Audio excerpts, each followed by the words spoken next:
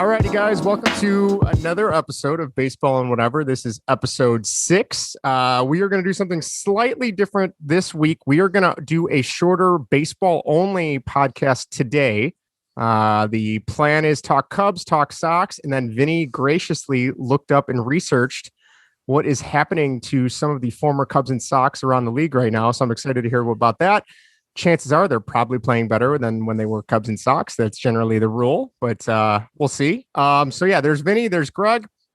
The reason that we are not doing a whatever section is because we actually were managed to get 2 interviews this week. So we are going to be booked solid recording. So we figured we'd cut ourselves a little bit of a break and skip the whatever section. So we are recording this on Saturday night. On Monday, we are going to be interviewing Bill Koenig of Greg. What is the name of his? I know he's got his blog, and I know he's usually a guest podcaster, right? So Bill Koenig, yes, you are correct. Bill Koenig he's a writer, and he has this blog called the Spy Command, where the man's like a media television historian, encyclopedia. I was going to say, reading some of his stuff, he looked like he sounds like a walking encyclopedia. We're probably way out of our league even talking to this guy, but we're going to try. So that interview's coming up Monday. We'll record it on Monday at least and see how it goes. And we'll get that up this week, this week sometime. And really looking forward to that one. And I think I know I saw the outline talking a little bit about Bond and the man.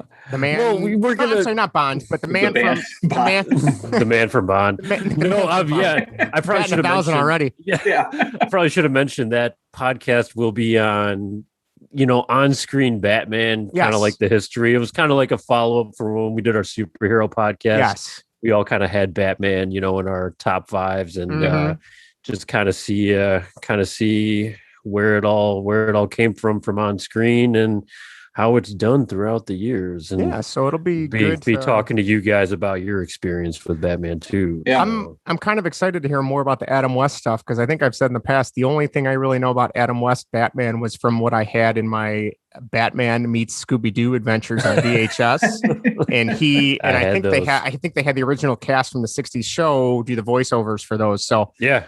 Curious to hear about that. I know 1989, we'll talk about Keaton and how he was. I know he wasn't really.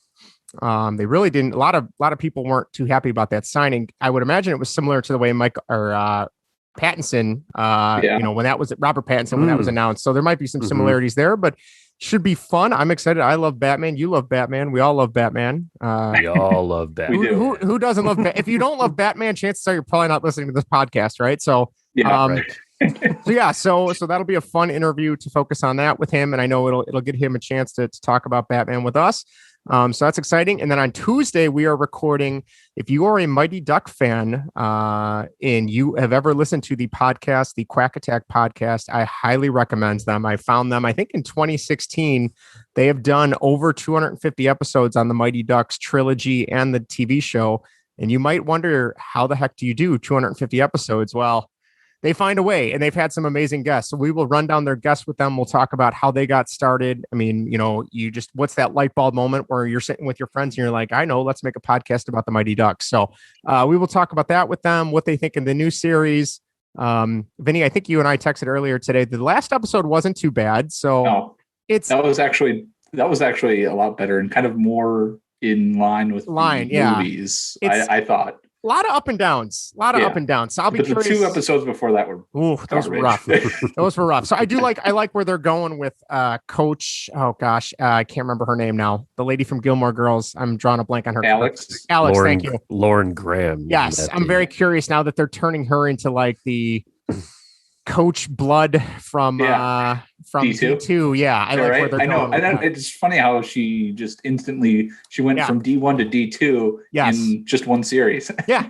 They had to speed it up. They don't have as much screen time, right? So I'll be very curious to see what they have to say about that. I've been listening to some of their. They've done some of their previous episodes and reviewing and grading each episode. And I actually just listened to. They had Adam Banks himself was on their last episode, so.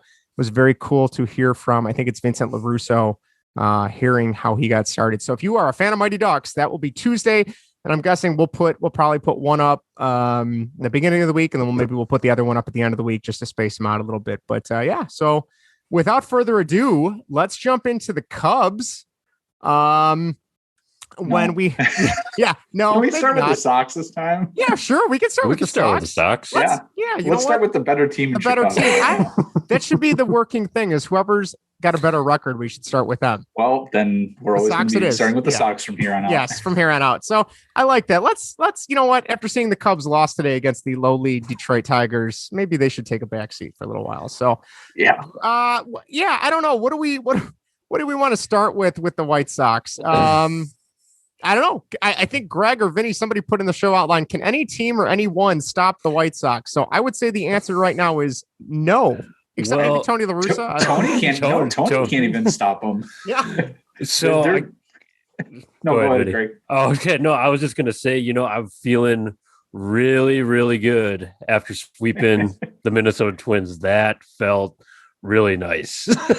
Finally, you have to put in perspective, though, that they're the worst team in baseball right now. They are, and I am like in disbelief, because I thought the Twins were going to be, a huge problem. At least early on, they should be, and they still might come around. But I mean, right now they're god awful. I was going to say it felt good. Not last year, but didn't they make the playoffs like the last year or two? Oh yeah, no, they've been our like division winners. If it's not, it hasn't been the Indians. It's been the Twins, I thought it was. So. That's why I was so caught off guard when I saw the. Well, that's the whole thing too. I know they've been terrible, and then they had the series against the previous series against the White Sox, and I was like, I don't hold any, this could go awful for the White Sox, regardless of whose record is what. I mean, the Twins versus the White Sox never goes well, and to see them kind of beat up on them a little bit.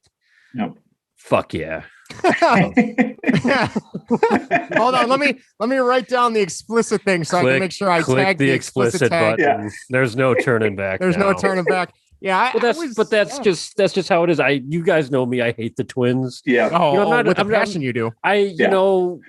For me, the Twins are always it's like you with the Cardinals. It's that kind of relationship. I know you really have a hatred. Really deep. Yeah. I don't think I can match your level. I'm trying to, but your Cardinals hate is quite impressive. At least there's not a Twins way, which involves cheating like the Cardinals way apparently does. Well, and at least the Twins fans don't consider themselves the best fans in baseball. Oh God, that's a whole nother.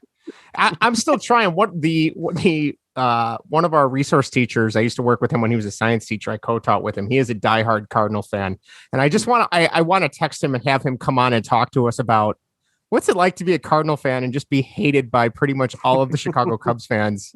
Like it's like a whole nother. Like I don't really care what the Sox do just because it's the American League, but man, do I hate the Cardinals. Like not to get off on a tangent, but yeah. So. I mean, it's been awesome to see the Sox just pick up, they're winning in spite of Tony La Russa. They're winning despite Tony La Russa. I don't know how you want to phrase that, but everything just keeps coming together. The only thing I think I was a little worried about in kind of watching is what's the deal with Giolito? It seems like he's been struggling a little bit, Greg.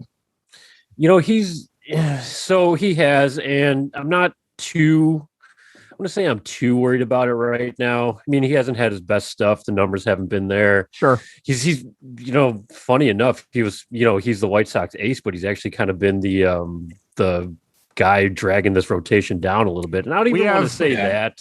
One of those on the north side too right now. Yeah, right. He's one, Justin? Just one. A lot.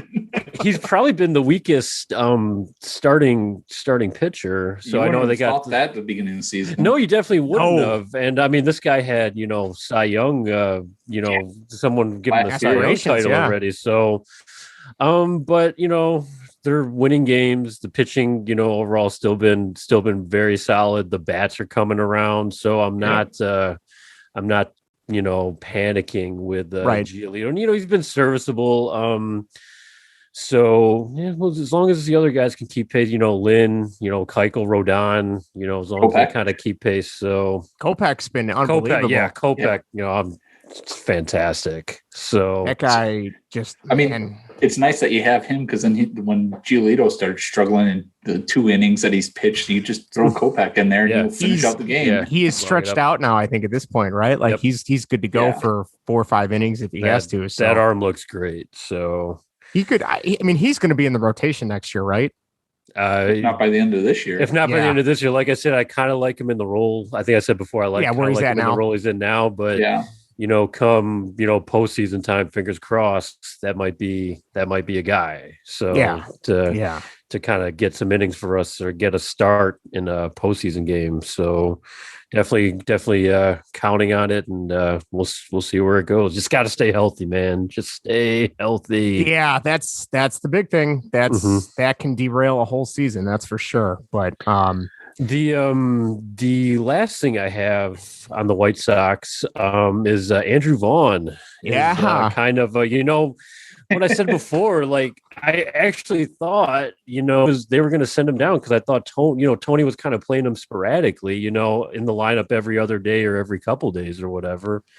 And I was like, damn it, but the kid needs at bats or whatever. So and the average started to climb a little bit. Which we saw. It's like, okay, so we see him in left, see him at DH, batting 6-7, and then 2 home runs in the last however many days or whatever. No, he hit one the other day against KC. I'm like, okay, that's what you kind of wanted to see, him getting the hits, and then the power would come. That's what we keep saying, the power would come.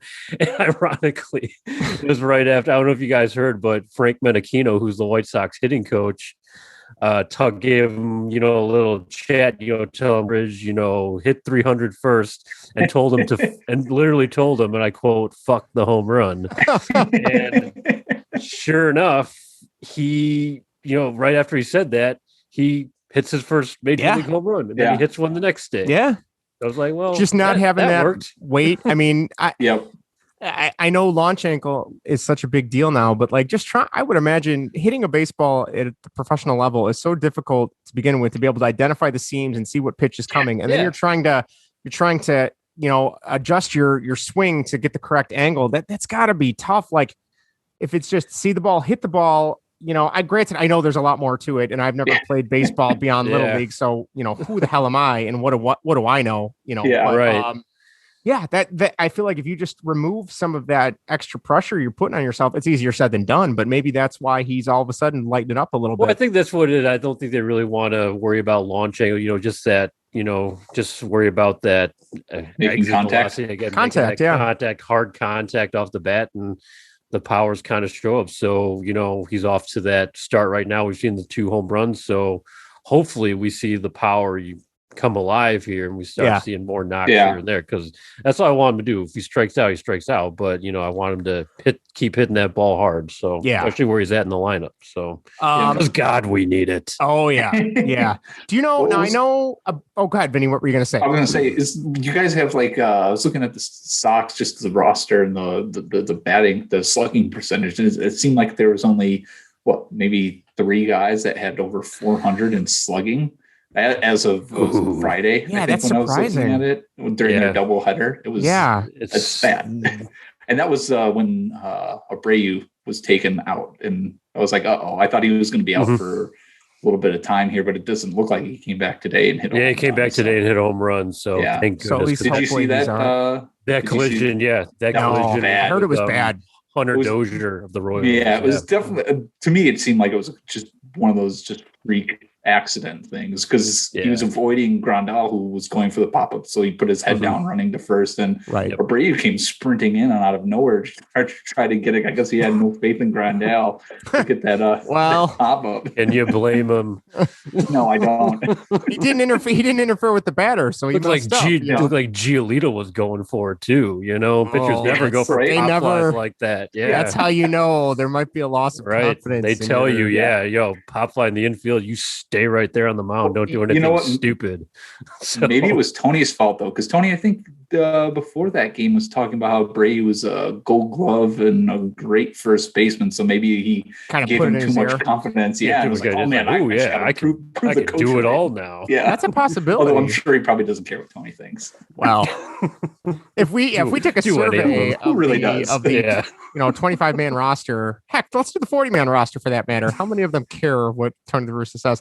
I'm glad though, Vinny, you brought up Abreu, because I saw this stat on Twitter from Chris Kampka. If you guys don't know who Chris Kampka is, he is I want to say one of the statisticians that works for NBC Sports Chicago. If you have a Twitter account and you are interested in sports stats, which I'm a goon for that. I love that kind of stuff.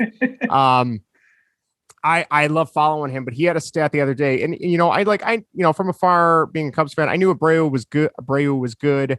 I didn't really never give him much thought, but if you value the stat of the RBI, Kampka reported that Abreu has 148 RBIs in his last 162 games, and that was as of, I want to say, Monday of this week. So I did not realize, and I know some people don't value RBIs anymore, but still, the fact that you're that clutch, that, I mean, you're talking almost one RBI a game for a team that needs offense consistently, especially if they're not slugging as high as they should be. That's a huge deal, so that's I thought that was really cool. But I don't know. You guys got any other Sox stats before? I know we got other stuff to talk about with some former Sox players in a little bit, but anything else currently with the team? I feel like in terms of La Russa watch, nothing crazy happened this week, which really bummed me out. But next there's he'll something will come up. The sun will come up tomorrow, and it'll be a brand new day. So, really quick with what you said, Jose Abreu's been one of those guys that's just been crazy consistent throughout his. He doesn't get enough. I mean, he's been He's been with the team since 2014, and they've just been terrible. He's finally on the team now. That's finally good, because so many years on the White Sox, just been. The team did terrible, but he was always, he was made a couple all-star teams, always consistent with the RBIs, always at the top of the league, consistent with the home runs too, high average. But he's like one of those guys that no one ever paid attention to him, because no one was paying attention to the White Sox. Right. Yeah. Right. So, but till last year.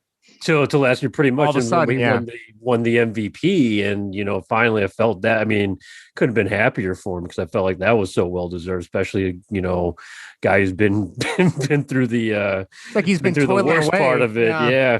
Working in the coal mines, and all of a sudden he's getting to come out for a fresh breath of fresh air. Pretty much. So and I still value the RBI, because last time I checked, you need runs to win a baseball game on the scoreboard to outdo the other team's runs. So keep getting those RBIs. So, Jose Abreu. Awesome. Love him. All right.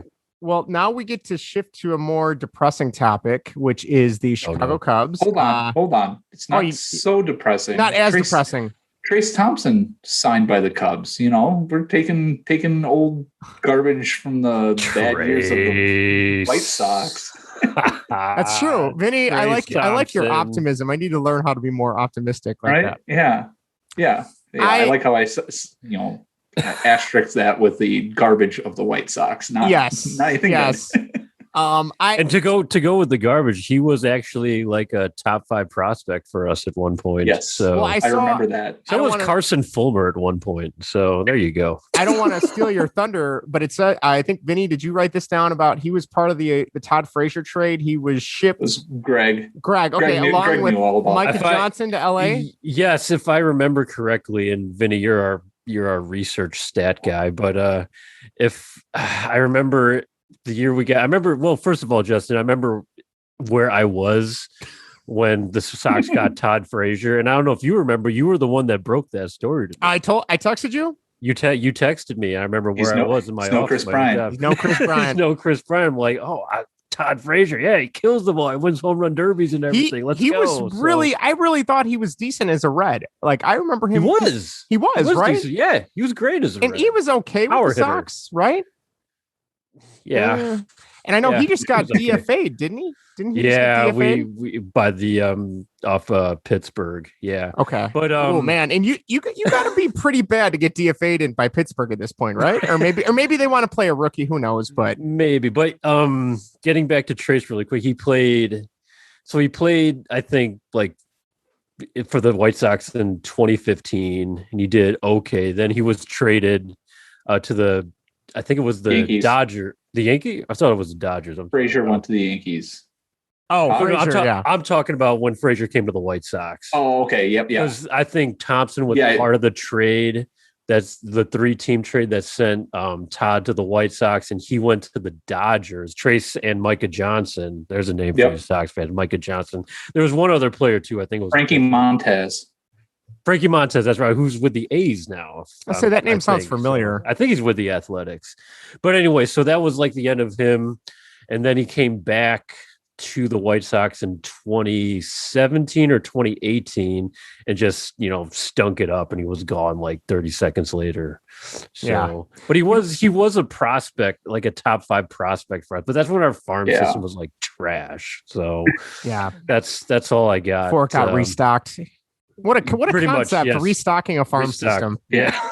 Yeah. Well, so there's my info on Trace. Well, and not to belabor the point of Todd Frazier, but did you know what the anniversary of this Monday 5 years ago was? Or Tuesday, I'm sorry. Hawk going down to save him. Yes, Dr. Hawk putting on his surgical gown and making sure Todd Frazier's lips and teeth were still intact. I still picture Hawk grabbing a white coat as he's leaving and putting on, the little thing with the little metal little headband on and running down like there, a doctor from like the 50s. Right. Yeah. Yes. Yeah, he's looking over Todd. His white jacket is just he's telling Todd to turn and cough. Down there. Like, Todd, I'm going to need you to turn and cough. No, that's not what hurts. My face hurts. Just like a can of corn. Yeah. So. Oh, good Lord. Man, Jason Benetti is so good.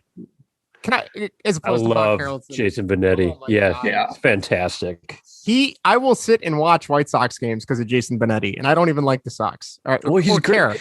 And really quick, I won't get too much in that, but like how much Steve Stone has opened up, because I'm sure you guys listen to Benetti. Stone has like opened up, and all this knowledge is just pouring out because they had automatic chemistry. There was nothing there with Hawk and Stone. There was no chemistry there. I don't think anyone would have chemistry with Hawk Harrelson, right? Like I think Tom Paciorek did. Tom Paciorek, I'm sure Benetti could. Wimpy, yeah. That would be interesting seeing who would take charge in the play-by-play if it was Hawk and Benetti. I'd like to know. Thankfully, we'll never have to worry about that. But all right, going back to the Cubs, I remember on Monday when they were playing fairly well, or last weekend, I wrote on this list. Here we go. We have another weekly update. I said, "Are the Cubs good?" And then they got a 2-game sweep from the Indians, who are awful. And then they just lost again tonight in extra innings to the lowly, let me emphasize that again, the lowly Tigers. Yeah. So tomorrow, Kyle Hendricks goes against the ace of the Tigers, so that's an automatic loss. That's an automatic loss right there. Oh, no. Lost day. Yeah. So that's supposed to be the win day. It's killing me to say that tomorrow is probably going to be a bullpen day by like the 3rd inning. It's third. That's. I'm being generous. I'm being generous there. I can't figure out what the problem is with Hendricks. I don't know. Obviously, maybe he's hurt. Coaches, I don't know. Yeah, maybe if the pitching coaches can't figure it out, I'm sure as how the 3 of us can't figure it out. But it's just to see somebody struggle, and I think of other pitchers that are more pinpoint accuracy as opposed to throwing, and I can't think of anybody off the top of my head right away that had such a beginning to a season where they just bottomed out completely. So Zach Davies. Well, yeah. That's well. We have both of them. Hey, we are lucky that we only had to give up Darvish for Zach Davies. Hey, we got some prospects in return. We actually sent cash with Darvish too. So, and Victor Carantini. Yeah, nothing about that trade makes any sense. If they're trying to say it's because they were trying to save money, I get that. But then you couldn't have gotten a decent prospect or someone better. I don't get it. We'll see what happens with the prospects. Well, that's what I want to add. All prospects are. They're prospects. They're prospects. Lottery tickets. Are you guys? So that's what I wanted to ask you guys. I can't remember the names of the 4 prospects they got back, but are you like as Cubs fans are you like locked on these guys? I mean, no. Well, we're not going to see them for what? 3 I know, years, but maybe? I mean, just kind of follow their path through the minors. Vinny, maybe. I don't know how you feel about this. And yes, I remember kind of watching, obviously Bryant was very quickly, Ian Happ, I feel like was elevated fairly quickly. Mm-hmm. Schwarber, but prior to this, I don't know, last half a decade, I feel like we had been burned by so many prospects who were hyped up. For every Baez, there's a Felix PA. For every Bryant, there's a Bobby Hill. For every Ian Happ, there's a Brett Jackson. Or Mike Olt. Or Mike. Oh God, Mike Olt. Or Josh Vitters. Yeah. I mean, it's just Josh Vitters had to be in the organization for like 50 years. I feel. He may still be toiling away. Lifelong Iowa Cub. Iowa. I think he was like a West Tennessee Diamond Jacks. I don't know. Did he ever make it to Iowa? I don't know. He did make it to Iowa. Did he make it to Iowa? Yeah, I remember when they finally called up Brett Jackson and Josh Vitters, and I'm like, all right, because I remember every season I was like, this is the year. Josh Vitters, he's going to make the roster and he's going to show all these guys what he can do. And no, neither did Brett Jackson was a bust. Brett Jackson was like 26 when he finally made the that should have been a red flag right there. And again, I will be the first to admit these guys play baseball way better than I ever have, and to get to that level is still something that's very impressive. But when you're hyped that much, oh man, did the bottom fall out on those guys? Or who can I forget? Eric Patterson and even Corey Patterson to that matter. Eric Patterson. And then Eric Patterson. Both of them. You had both of them, right? Yeah. I think he was a second baseman. Eric Patterson was a second baseman or a shortstop. Yep. I don't even know whatever happened to him. And Corey Patterson had that amazing, I want to say it was the 2003 season. And I still remember he tore his ACL on the way to first, running to first for some play like halfway through the season. So. And after that was never it. Like, he was never the same. And again, I'm sure the rehab is crazy to come back from, but So unfortunately, I don't really know what else to say about the Cubs. I mean, I've seen some positives with some of their relief pitchers. I feel like some of them there might be some diamonds in the rough there. We'll see, but I mean, Steele? Is it Justin Steele? Justin Steele. Who's the other Alzolay, right? He's been looking good. Yeah, he's been good. Who's the other bullpen guy? Young guy. I know. Right? That sounds Keegan Thompson. They're both Cubs, and they're both the nice thing. Nice and surprising is both of them are Cubs like homegrown prospects. These aren't guys that they signed or traded for. These are guys that they've actually developed, which is that's a good sign. Shocking. That's what was so funny is when they got called up. And they were looking decent. There were so many beat writers that were like, "Is this the beginning of the Cubs, farm system renaissance?" And I'm like, "Let's maybe, but let's pump the brakes a little bit. If they've only pitched 2 innings, they could get blown out tomorrow." But that's when you don't really have much else to write about. I guess you got to kind of make the story a little bit. Justin, that's 2 more innings than most the other homegrown relievers they've brought up. That's true. You make a very good point, Vinny.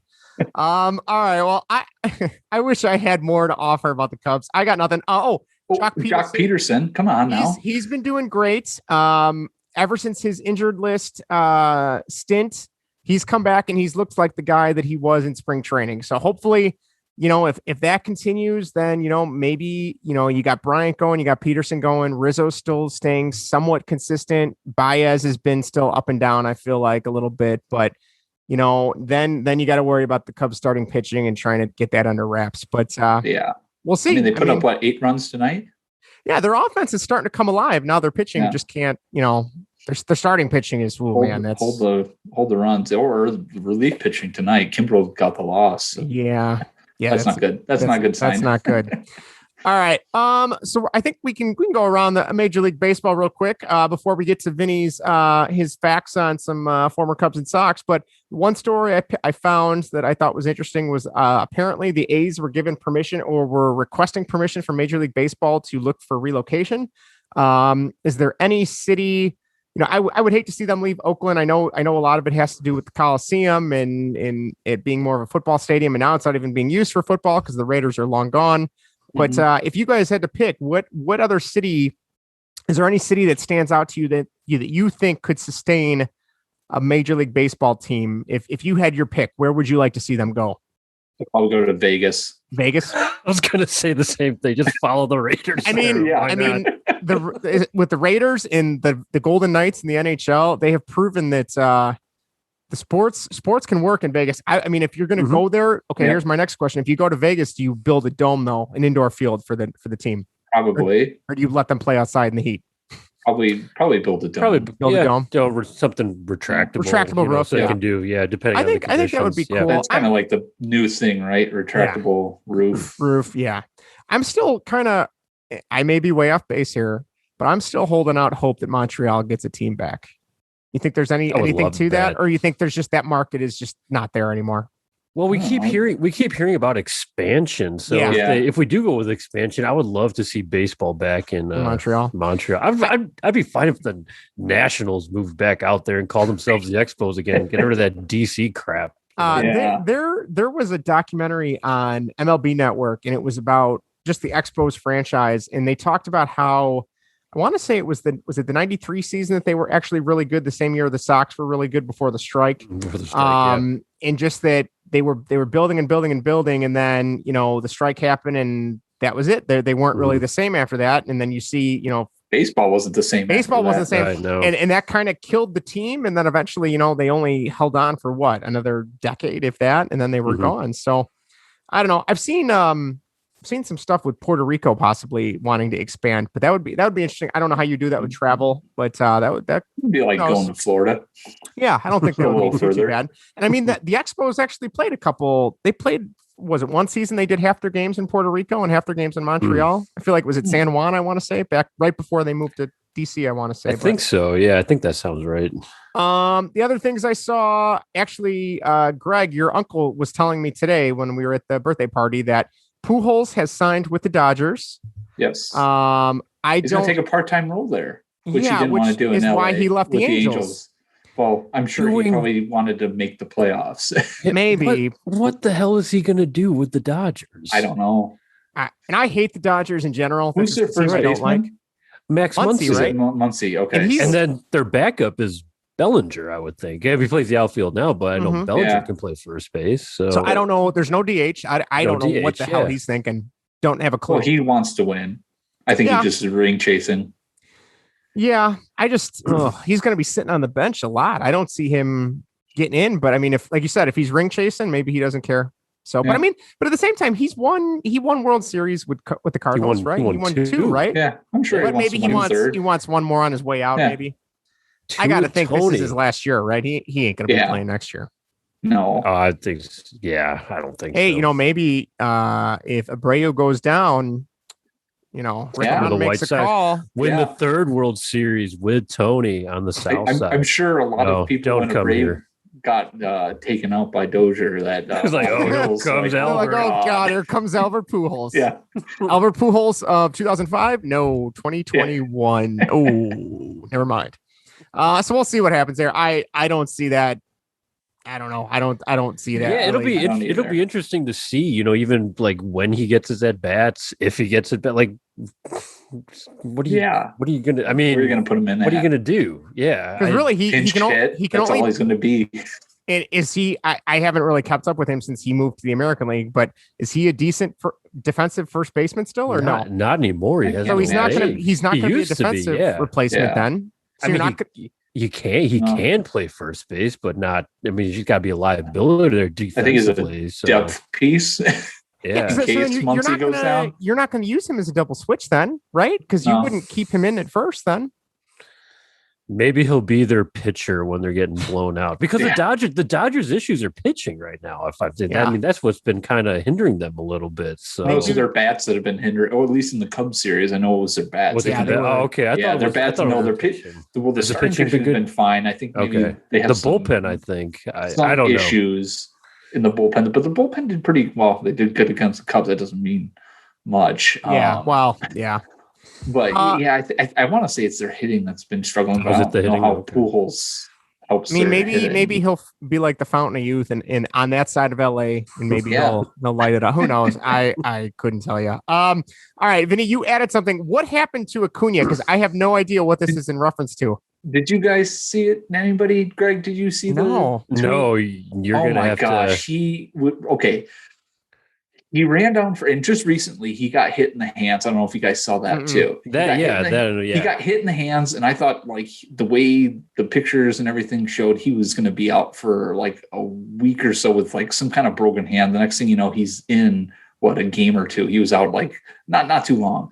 Right. Well, then I think this week he's running to first, steps on the bag, and the next thing you know, he hobbles all the way into the outfield from first base after running there, and doesn't look like it's too bad. He steps on the bag and then starts hopping all the way out into the outfield, and then falls on the ground and like grabs his ankles, rolling around. You would have thought that someone like had just shot him in the ankle, and now he's just day to day. He's day to day. Robert tore his hip flexor and looked like he was in less pain than Acuna did. I'm gonna have to go back and watch that. Yeah, I'll have to send you guys the link. Are you sure that wasn't? You sure that wasn't Cam Newton? Or that Acuna? No? Yeah, it was pathetic. I was shocked. I was like, oh man, he's probably got like some kind of tore ligament or maybe a knee or problem. But he's day to day.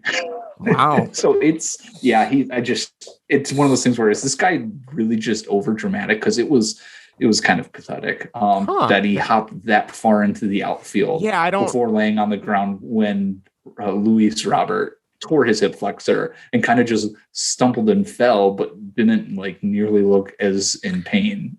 I would think if you're going all the way to the outfield, like every time you put, that's going to hurt a hell of a lot more, right? I mean, you would think if it was serious, you would have just fallen to the ground instead of trying to Well, he didn't even walk it off. He kept hobbling. It was pathetic. I'll show you guys. I'll send you guys the link. I'll have to give a look on that. See that. Take a look on that. All right, we get to the good stuff now. I've been looking forward to this ever since you pitched this idea, Vinny. So who do you want to start with? We got Vinny is going to do his official. Vinny, first of all, Vinny has been given the title of podcast statistician because he is he's bringing his A game anytime there's research involved. So I got to appreciate that. But all right, so Vinny is going to take a look on former Cubs and Sox players that are currently in the league right now. Vinny, who do you want to start off with? I'm going to start with the Cubs and just run down there. Sure. And we'll start off with Kyle Schwarber. He's with the Washington Nationals, for those of you that have not been keeping up. He's currently, and I haven't updated, this is as of Friday. He's batting .202 with on-base percentage of .282, and he's slugging .384 for an OPS of .666.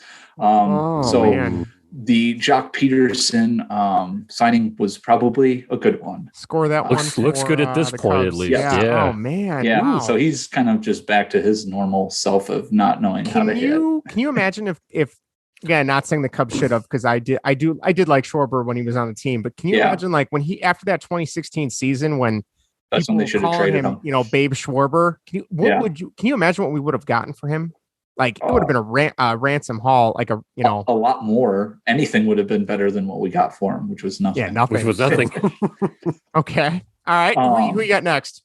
Next, I will go with Yu Darvish. Oh God. He's with the Padres, as most of us know. He's started in 8 games. He has a 2.08 ERA, 0.923 WHIP. And he is, and I feel like that whip's wrong, but no, that's got to be right. Because anything under 1 is great. So, and his strikeout to walk ratio is 4.54. Well, the Cubs could use something like that. All I'm going to say is he might be good, but he ain't no Zach Davies. Yeah. Well, and let's look at this logically. Having you, Darvish, does that actually make the Cubs that much better? It's probably not. It's going to take care of Zach Davies, which would result in a couple wins, maybe a 1 or 2. Again, that might win them the division, but damn it, really, Vinny, you're being logical. But who cares? Because it's the Central, and the Central is garbage. Yeah.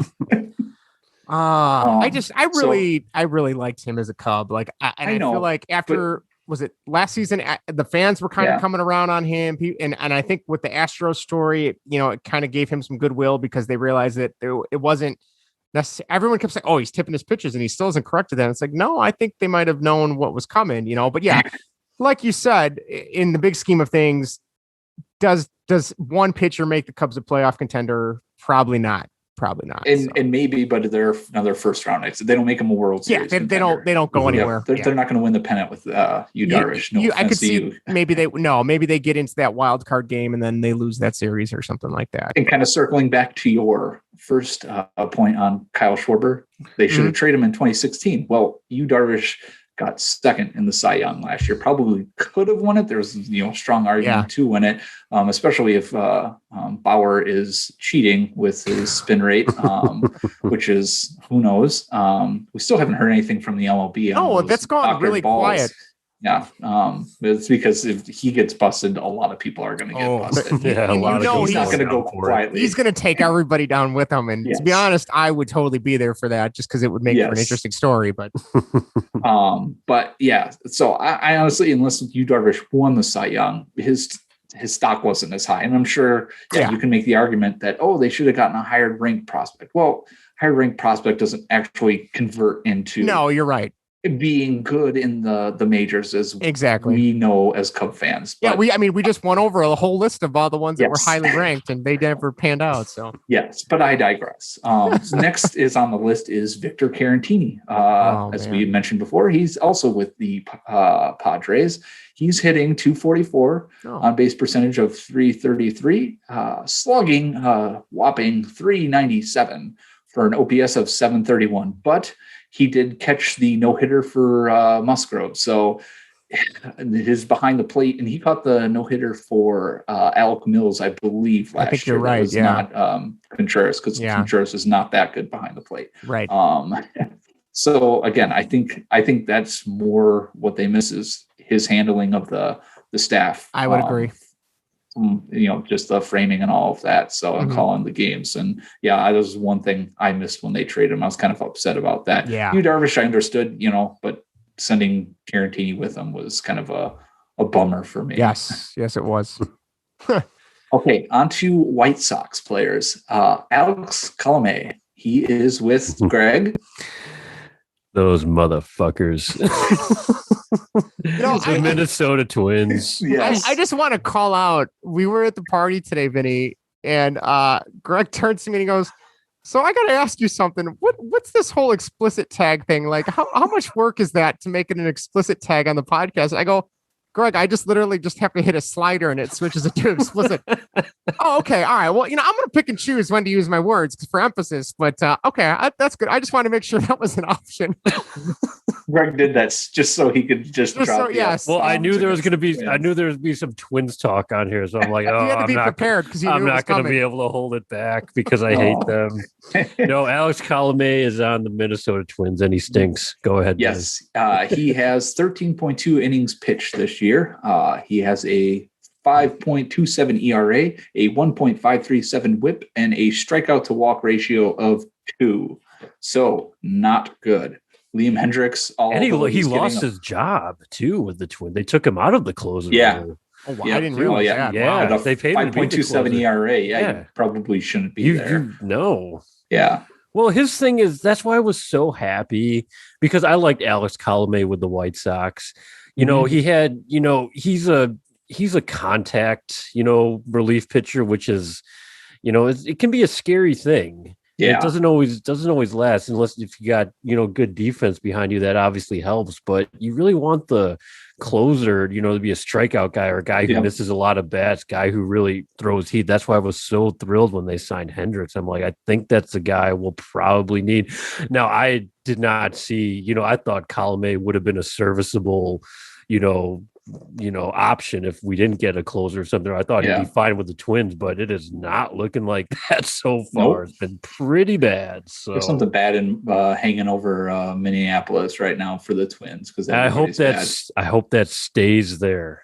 Yeah, well, this isn't a 60-game season anymore, Greg. So they have a chance to run the table in the second half. They can turn it around. Rocco Baldelli, Yeah, I know you're absolutely right. And like I said, I hope it, they stay, the way they are right now. But, with the way this team is built and how they're projected, I'm like, I gotta imagine at some point they'll be heating up. Yeah. But for right now, they can stay like this because I like it. I like it. So next on the list is James McCann, Giolito's buddy, and he sorely misses him, it looks like. He is with the Mets, and he is hitting 200 with an on-base percentage of 261, slugging a robust 235 for a OPS of 496. Yikes. Woof.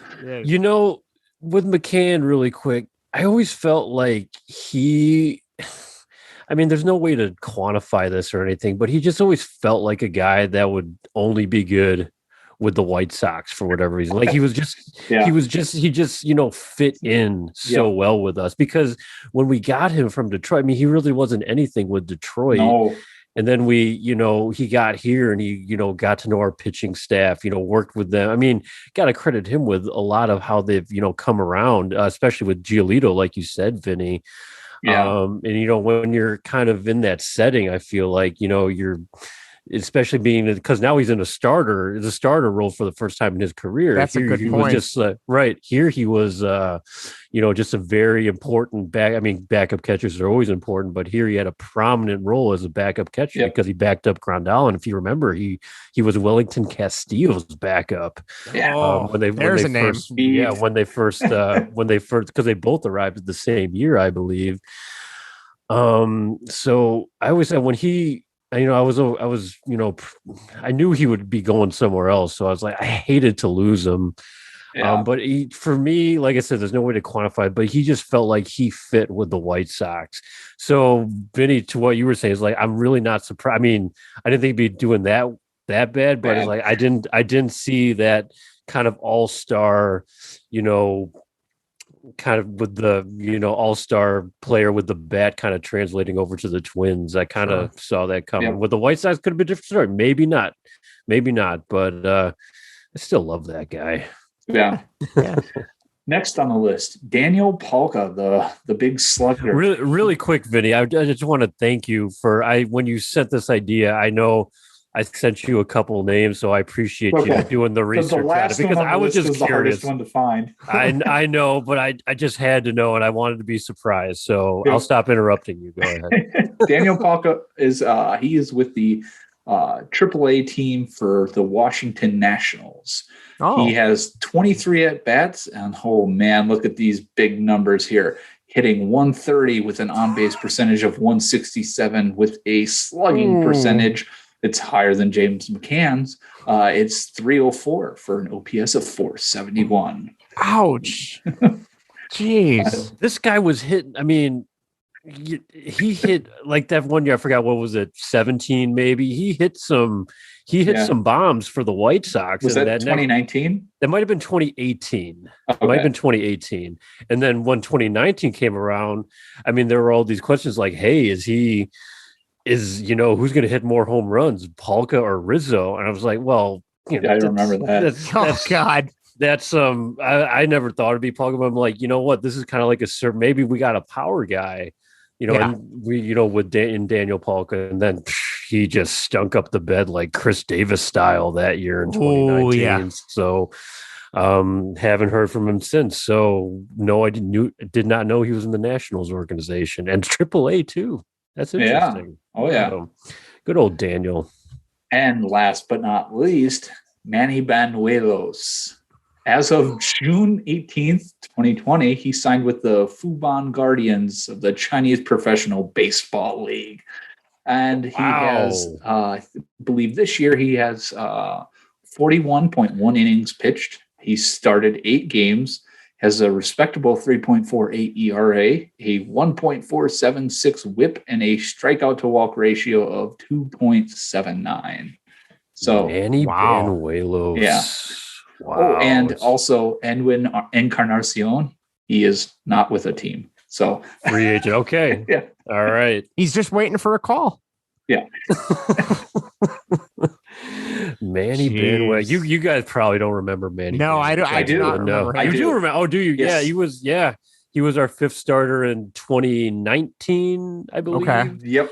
And I think he came up with the Dodgers organization, then was out of baseball maybe for a couple of years, and then had a little bit of a comeback. And I think he had one decent start for the White Sox. I felt like he would have a decent start or a couple good innings and then just completely fall apart. Yeah, and it was that sounds bad. about right. Yeah. Yeah. And it was one of those things well, can he put it all together type of players? And it was, no, he can't.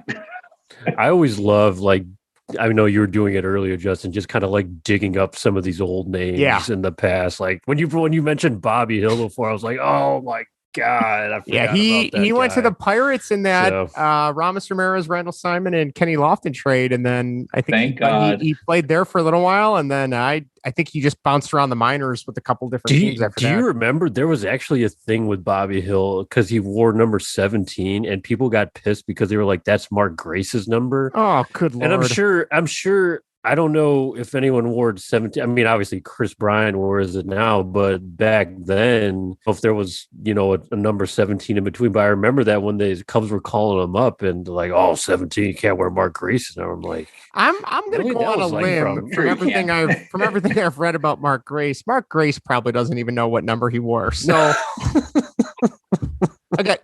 probably a really nice guy, but that's all I'm going to say.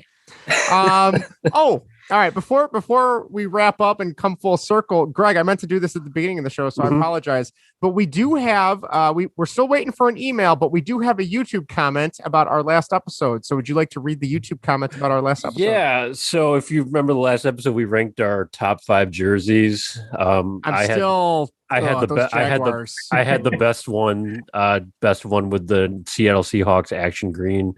Best uniforms ever. Can't do that. No. Weren't they number 5 though on your list? They didn't make your top. Yes, they were number 5 and they just barely made it on there, but I had to put it on for the reaction. I do like them. But because I'm sick like that, Vinnie, remind me for his 40th birthday or 35th birthday, we're going to have to go in and get one off of eBay or something. What we should do is we should get it a personalized jersey and just have it from Justin on the back. Number 1, just like Dwight. From Justin. Yeah. Perfect. Yeah. So he's going to say, "Oh, you got me damn it." Yeah. What is this?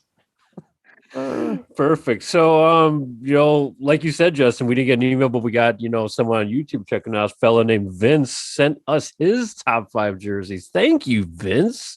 How about that? So since he wrote in, we'll figure we share them. So top 5 for Vince. We'll start with number 5, late 60s Baltimore Orioles. Okay. Justin, I can get behind the Orioles. Yeah. I can get behind number 4, late 60s Oakland A's home jersey with gold kangaroo shoes. Shoes make the man,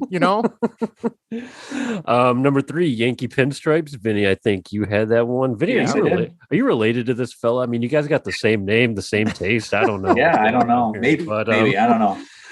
Number 2, Penn State white uniforms with no names. I do like those. Those are pretty cool. Yeah. Okay. And number 1, Notre Dame green home jerseys and traditional gold helmets. Just to give a location, this guy's got to be from the south side of Chicago, and he's got to be Polish. Notre Dame, number 1, of course. Notre Dame, yeah. Vinny, you kind of had Notre Dame in your honor? I did. Honorable mentions, right? Did you have the greens on there, or like the blue? No, the traditional navies? Okay. Yep. As a kid, I could never understand. I'm like, they're the Irish. Why don't they wear green all the time? But I know it's for I learned today that it was for like special rivalry games and stuff like that. So. Oh, okay. Because I was going to ask, when do they wear I mean, I've seen them before, but is there a certain time they wear them? Is it rivalry games? Only when Seattle wears their action green ones. Yeah, but the Seattle wears those. So the answer is never. Way too often. Yeah. So, but see, that's the problem, Greg. People want to see the Irish green. They don't want to see the Seahawk green. Yeah, except you. I got to be the only one. I want to see that Seahawk green. Because it's just terrible. I still remember when it was like the first green alternate that they came up with like an 06 or 05, and it still had like the teal sleeves too.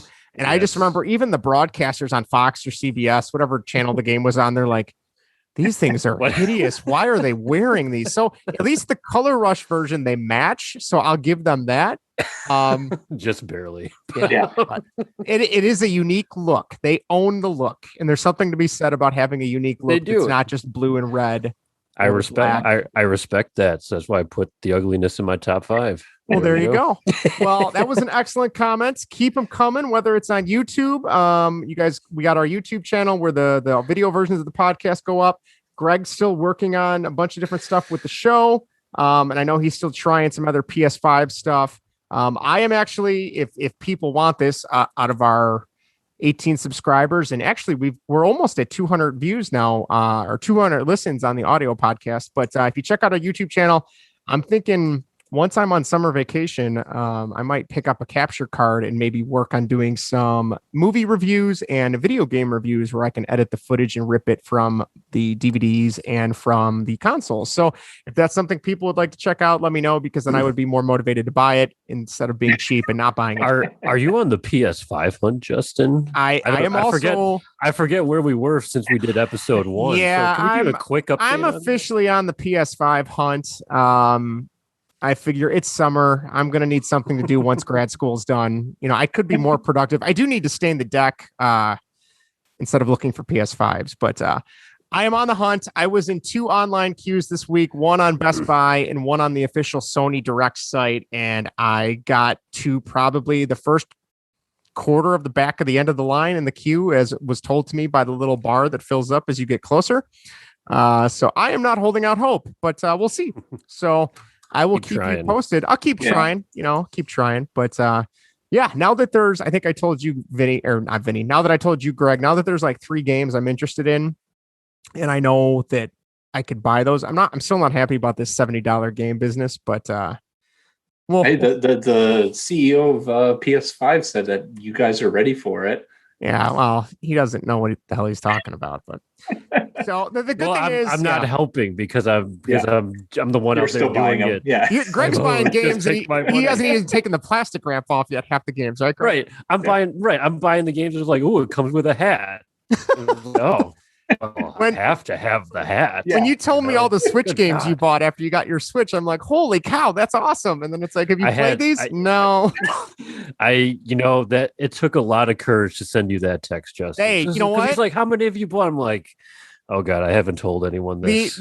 Well, and see, I keep going back and forth because I do want to buy a PS5 for a couple games, but now like with the Switch. What games are those again? Just for our audience. So Demon Souls, the remake they did for Demon Souls. I love those, the Souls games, even though they're super hard. Returnal looks awesome. And then the new Ratchet and Clank game comes out in June. So those are the 3 I'm looking at, but I'm thinking maybe I should end up holding off because in June, Mario Golf comes out for Switch, and I am a sucker for Mario Golf. Yeah. See, that is the game I could probably beat you to at, because you guys kick my ass at Mario Kart every time we play Mario Kart. Mm-hmm. And they're remastering one of the Legend of Zelda games that I've never played really. I haven't played very many of those, so I'm wondering if I should just hold off and play those instead. But I don't know. Who knows? But on that note, enough of me talking about being cheap and not wanting to spend money. You're frugal. I am. Just like Pat Hughes. Pat Hughes is frugal. He's got his sweater that he still keeps in the closet for when it gets chilly at Wrigley. All right. On that note, please don't forget, like, share, subscribe. If you're watching us on YouTube, give us a like, subscribe to the channel so we can see if there's a demand for us to do some new cool stuff. If you're listening to the audio version, please, if you're on Apple Podcasts, subscribe. If you write us a review, that helps a ton because it brings us further up the list.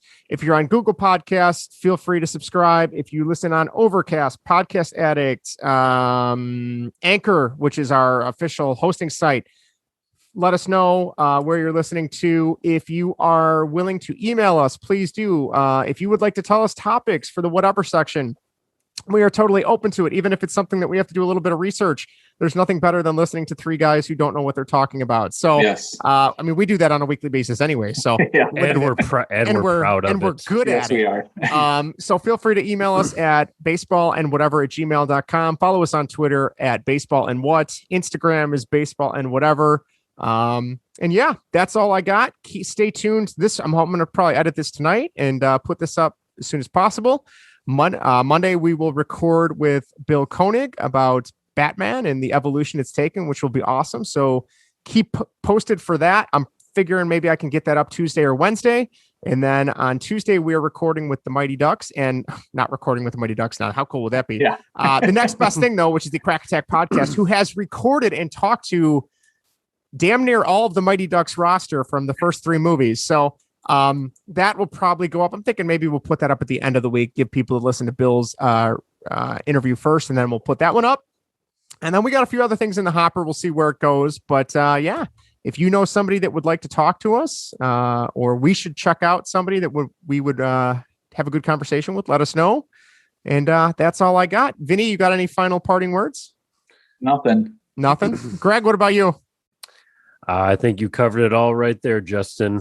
Yep. So just I'm hoping we don't botch these interviews, but I think I think we'll do okay. So if we do, then the channel will go away very quickly. But I think it'll be good. I'm excited. I'm very excited. I think I think we got some good stuff for both interviews. So I think you, the listeners, will be very happy. Yeah. So. Yep.